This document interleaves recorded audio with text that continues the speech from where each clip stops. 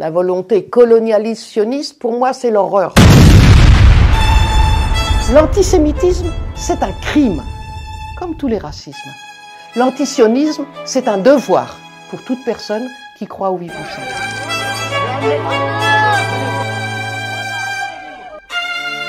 Nous sommes fiers de notre judéité,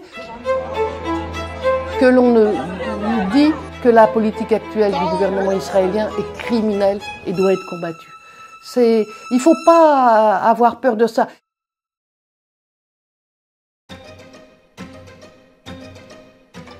Je m'appelle Sarah, avec un H, et qui plus est, mon nom de famille est Katz. C'est un nom juif extrêmement commun pour les Ashkénazes.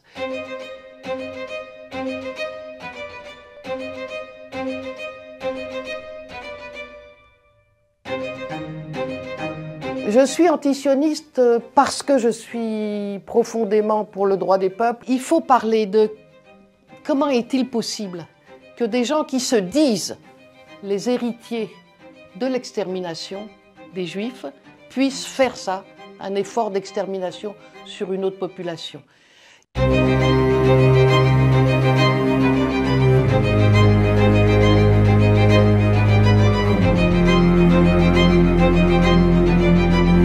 Ce ne sont pas les descendants de la Shoah qui ont créé Israël, pas du tout.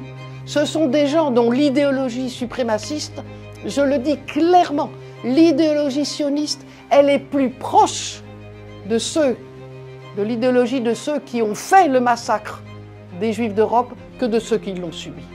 C'est une idée que, voilà, il y a des populations qui ont plus de droits que d'autres.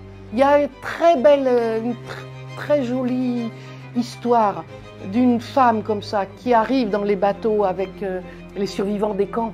Et l'administration israélienne lui dit, voilà, tu peux aller à tel endroit, tu peux t'installer dans telle maison. Elle ouvre cette maison et elle voit que les gens ont fui parce que la table est encore mise. Et elle retourne les voir, elle leur dit, mais ça pour moi c'est impossible. Je ne veux pas faire à d'autres ce qu'on a essayé de faire à nous. L'antisémitisme, c'est un crime, comme tous les racismes. L'antisionisme, c'est un devoir pour toute personne qui croit au vivre ensemble. C'est le sac avec lequel je sors tout le temps. Il vient de Gaza. Et ceux qui savent lire les lettres arabes voient qu'il est écrit Al-Hurriya, la liberté. C'est la question essentielle. C'est très beau, c'est très beau. Ce n'est qu'un exemple de ce qui se fait de l'héritage culturel palestinien. Mais il faut voir ce qui s'est passé de richesse dans cette partie du monde.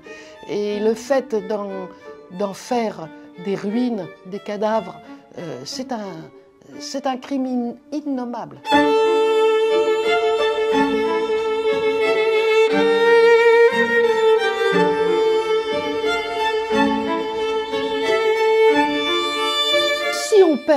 Si on perd en Palestine, ça veut dire qu'on perdra à d'autres endroits aussi. Ça veut dire que ces idées criminelles, elles vont continuer à grandir.